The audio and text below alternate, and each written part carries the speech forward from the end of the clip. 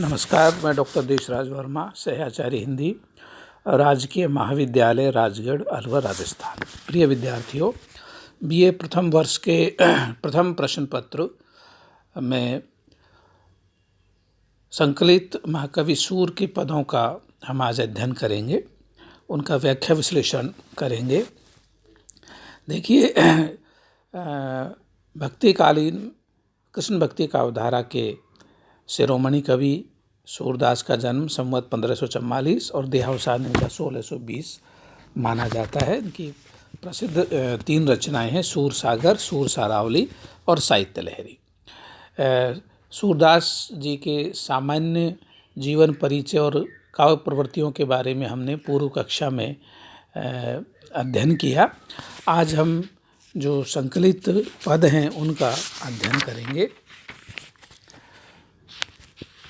देखिए, सूर की भक्ति को सख्य भाव की भक्ति माना गया है, लेकिन यह जब सूर वल्लभाचार्य से मिलते हैं तो उससे पहले, या यूँ कहें कि सूर के जो आरंभिक पद हैं वे विनय और दास्य भाव की भक्ति से उत्प्रोत हैं। अंधे होने के कारण सूर विनय और दास्य भाव के पद गाते थे, लेकिन वल्लभाचार्य से उनका जब मिलाप होता है और उनसे लीलाभेद को जानते, उसके बाद वो सख्य भाव के पदों का प्रणयन करने लगते हैं। दार्शनिक दृष्टि से सूर शुद्धाद्वैतवादी कहलाते हैं। शास्त्रीय दृष्टि से सूर की भक्ति रागानुगा भक्ति है और संप्रदाय की दृष्टि से सूर पुष्टि मार्गी भक्ति के अंतर्गत आते हैं और सूर को पुष्टि मार्गी भक्ति का जहाज भी कहा जाता है।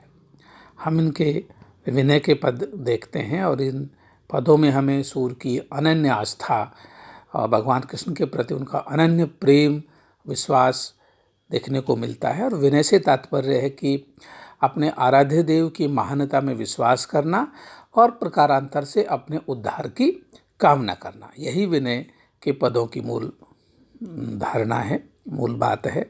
हम पहला पद देखते हैं कि मेरो मन अनत कहाँ सुख पावे, जैसे उड़ी जहाज को पक्षी फिरी जहाज पर आवे। कमल नयन को छाड़ महातम और देव को ध्यावे, परम गंग को छाड़ पियासो दुर्मति कूप खनावे। जिहि मधुकर अम्बुज रस चाख्यो, क्यों करील फल भावे। सूरदास प्रभु काम उधैनि, तज छेरी कौन दुहावे। यहाँ देखिए, सूर भगवान कृष्ण के प्रति अनन्य भाव से अपने प्रेम को, अपनी भक्ति को निवेदित करते हैं और कहते हैं कि हे भगवान कृष्ण, तुम्हारे अलावा मेरा मन अन्यत्र कहीं भी सुख प्राप्त नहीं करता। अर्थात कहाँ सुख पाएगा, क्योंकि आप पूर्ण पुरुष हैं और मेरी भक्ति के आलंबन हैं, इसलिए मेरा मन आपके अतिरिक्त अन्य कहीं लगता ही नहीं है। अनन्य भाव से सूर कृष्ण के प्रति समर्पित है और वो अपनी बात को किस तरह से उदाहरण के माध्यम से व्यक्त करते हैं कि जैसे उड़ी जहाज को पक्षी फिरी जहाज पे आओ। जैसे विशाल समुद्र के बीच में कोई पक्षी नाव में बैठा है, नाव से उड़ान भर लेता है, लेकिन दूर दूर तक उड़ने के बाद भी उसको कहीं बैठने का कोई ठौर ठिकाना नहीं मिलता और अंततोगत्वा वह वही घूम फिर करके उसी नाव पर बैठने को विवश होता है। इसलिए सूर कहना चाह रहे हैं कि हे भगवान कृष्ण, तुम्हारे अतिरिक्त मैंने संसार में बहुत सारी जगह उड़ान भर करके देखी, लेकिन मेरे मन को कहीं टिकने का कोई स्थान, उचित स्थान नहीं मिला और आखिरकार दोबारा मेरा मन लौट फिर कर तुम ही पर आकर के दृढ़ हो गया है। जैसे पक्षी, जहाज का पक्षी उड़ता है और चारों तरफ उड़ान भर के विवश होकर के फिर उसी जहाज पर आकर के बैठ जाता है। फिर सूर इसी बात को विस्तार देते हैं कई दृष्टांतों के माध्यम से। कमल नयन को छाड़ महातम और देव को ध्यावे। कमल नयन, कमल कोमल नेत्रों वाले भगवान कृष्ण को छोड़ करके जो अन्य देवी देवताओं को का ध्यान करता है, उनका आराधना करता है, तो ये ठीक उसी तरह से मूर्खता है कि परम गंग को छाड़, परम पवित्र और सभी की मनोकामनाओं को पूर्ण करने वाली गंगा को छोड़ करके दुर्मति व्यक्ति, मूर्ख और मूढ़ व्यक्ति कूप कहते कुएं को कुआं खोदने का प्रयास करता है। जो चीज़ सहज सुलभ है उसको छोड़ करके श्रम साध्य और अनिश्चित वाला कार्य करने की बात को सूर मूर्खता भरा कार्य कहते हैं। कि भगवान कृष्ण जो सहज सुलभ हैं, सभी के मनोकामनाओं को पूर्ण करते हैं, सभी का उद्धार करते हैं, उसको छोड़कर अन्य छोटे देवी देवताओं में अपने को लगाना, अपने ध्यान को लगाने मूर्खता ही होती है। इसलिए फिर आगे विस्तार देते हैं, जिहि अंबुर मधुकर अंबुज रस चाहिए। जिस तरह से भंवरे ने, अंबुज कहते कमल और मधुकर कहते भंवरे को, जिस तरह से भंवरा एक बार कमल पुष्प पर बैठ करके वहाँ रसपान कर लेता है, फिर वह क्यों करील फल, फिर वह क्यों कैर के रूखे सूखे कांटों से भरे फल पर बैठने का प्रयास करे। क्योंकि उसको एक बार कमल पुष्प के परागकण का अनुभव हो चुका है, उस मिठास का माधुर्य को उसने महसूस कर लिया है, तो फिर वह करील के फल और फूलों पर क्यों बैठेगा, अर्थात नहीं बैठेगा। क्योंकि भगवान कृष्ण उसी तरह से माधुर्य से उत्प्रोत हैं कि जो मेरा मन रूपी भंवरा है, मेरे नेत्र रूपी जो भंवरा है, वो भगवान कृष्ण के रूप सौंदर्य का एक बार पान कर लिया।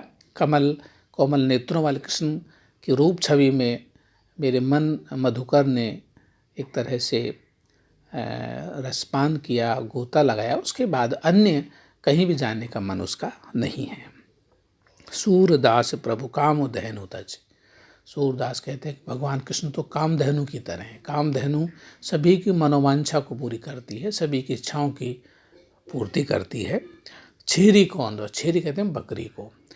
जिसको कामधेनु गाय मिल गई, जो सभी की मनोकामना पूर्ण, वो ऐसा कौन मूर्ख व्यक्ति होगा जो फिर बकरी, साधारण सा जो छोटा जानवर है, बहुत कम दूध देता है और उस दूध को प्राप्त करने के लिए बहुत सारा परिश्रम करना पड़ता है, उसका पालन पोषण भी प्रयत्न साध्य है, तो कहते हैं कि कोई मूर्ख व्यक्ति होगा जो भगवान कृष्ण रूपी कामधेनु को छोड़ करके अन्य छोटे देवी देवताओं रूपी बकरी को दुहने का प्रयास करेगा। इस तरह हम कह सकते हैं कि यहाँ सूर की अनन्य भक्ति, एकनिष्ठ भक्ति, कृष्ण के अतिरिक्त अन्य की का कोई स्वीकार ही नहीं है, ये भाव हम यहाँ पर देख सकते हैं।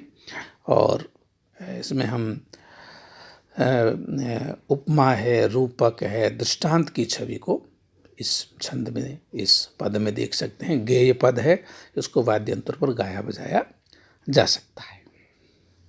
ब्रज भाषा का माधुर्य और उसका उत्कर्ष हम यहाँ पर देख सकते हैं। अब जो नेक्स्ट पद है उसमें हम देखते हैं कि सूर के ज़माने में निर्गुण और सगुण को लेकर के एक वाद वितंडावाद फैला हुआ था, और प्रकारांतर से सूर सगुण भक्ति की प्रतिष्ठा करते हैं। उनका ब्रह्मगीत का जो प्रसंग है, ब्रह्मगीत सार के जितने भी पद हैं वो सारे के सारे निर्गुण का खंडन करते हैं और सगुण प्रेम का, सगुण भक्ति का मंडन करते जान पड़ते हैं। अब उसको भी तार्किक ढंग से सूर कहते हैं कि मैं क्यों सगुण की प्रतिष्ठा करता हूँ या सगुण भगवान कृष्ण को अपनाता हूँ और निर्गुण का परित्याग करता हूँ। तो कहते हैं अविगति गति कछु कहता न आवे, कि जिस निर्गुण पार ब्रह्म को अविगत, अविनाशी, अजन्म, अजर, अमर कहा गया, उसकी गति को कुछ कहते नहीं बनता। जो योगी पुरुष कहते हैं कि उसके वो नेति नेति, उसके बारे में कुछ नहीं कहा जा सकता।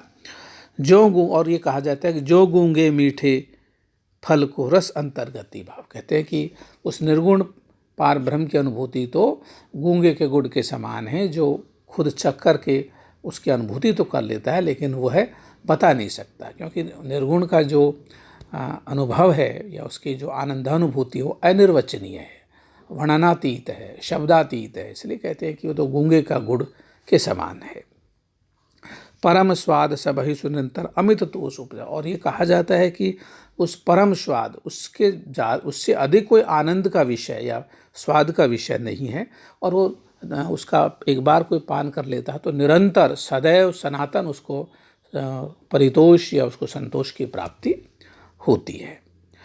अब मन बानी को अगम अगोचर सो जाने जो पावे। अब सूर कहते हैं कि उस निर्गुण पार ब्रह्म के को ये कहते हैं कि वो मन और वाणी के पार है। अगम वहाँ मन से और वाणी से वहाँ जाया नहीं जा सकता। वो अजर है, अविनाशी है, अविगत है, बहुत सारे उसके अगोचर है। इन आगम है, वहाँ जाया नहीं जा सकता। अगोचर, इन चरम चक्षुओं से उसको देखा नहीं जा सकता।